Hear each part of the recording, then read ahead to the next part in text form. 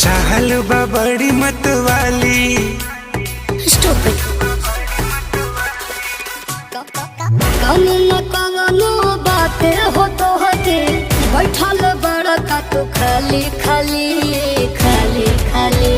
तमीज से दिलू जब गाली, तमीज से दिलू जब गाली, लगलू लखनऊ वाली। अच्छा? गजरा लगा के काली काली, लगलू लखनऊ वाली। ओफो।